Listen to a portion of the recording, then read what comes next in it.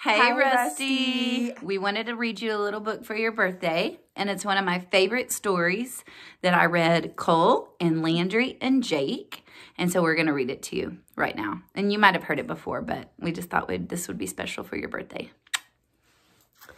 The Story of Ferdinand. Once upon a time in Spain,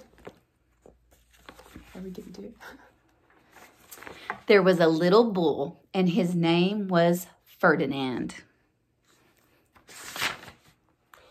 All the other little bulls he lived with would run and jump and butt their heads together. But not Ferdinand. He'd like to sit quietly and smell the flowers.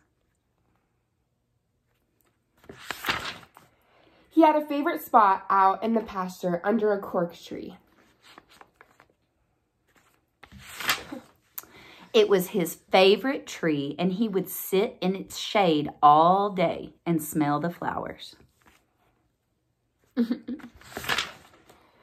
Sometimes his mother, who was a cow, would worry about him. She was afraid he would be lonesome all by himself.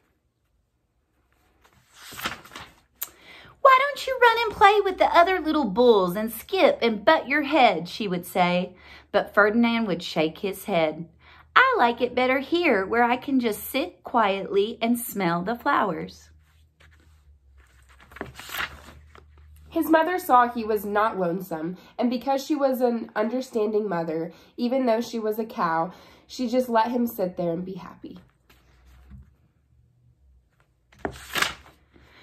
As the years went by, Ferdinand grew and grew until he was very big and strong.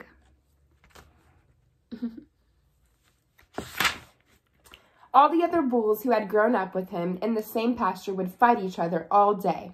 They would butt each other and stick each other with their horns. What they wanted most of all was to be picked to fight at the bullfights in Madrid. But not Ferdinand. He still liked to just sit quietly under the cork tree and smell the flowers. One day, 5 men came in very funny hats to pick the biggest, fattest, roughest bull to fight in the bullfights in Madrid. All the other bulls ran around snorting and butting, leaping and jumping, so the men would think that they were very, very strong and fierce and pick them. He didn't look where he was sitting, and instead of sitting on the nice cool grass in the shade, he sat on a bumblebee. Well, if you were a bumblebee and a bull sat on you, what would you do? You would sting him. And that is just what this bee did to Ferdinand. Wow, did it hurt? Ferdinand jumped up with a snort. He ran around puffing and snorting, butting and pawing the ground as if he were crazy. The 5 men saw him, and they all shouted with joy. Here was the largest and fiercest bull of all, just the one for the bullfights in Madrid. So they took him away for the bullfight day in a cart. What a day it was! Flags were flying, bands were playing, and all the lovely ladies had flowers in their hair. They had a parade into the bull ring. First came the banderillos with long, sharp pins with ribbons on them to stick the bull and make him mad. Next came the picadors, who rode skinny horses, and they had long spears to stick in the bull and make him madder. Picadores. Then came the matador, the proudest of all. He thought he was very handsome and bowed to the ladies. He had a red cape and a sword and was supposed to stick the bull last of all. Then came the bull, and you know who that was, don't you? Ferdinand. They called him Ferdinand the Fierce, and all the banderillos were afraid of him. Picadores were afraid of him, and the matador was scared stiff.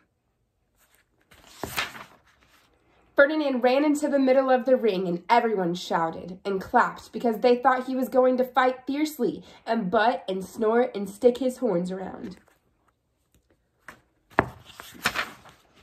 But not Ferdinand. When he got into the middle of the ring, he saw the flowers in all of the lovely lady's hair, and he just sat down quietly and smelled.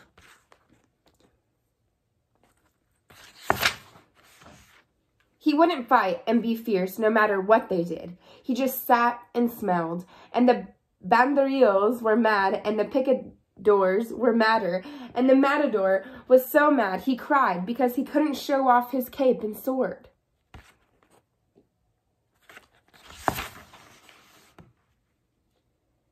So they had to take Ferdinand home.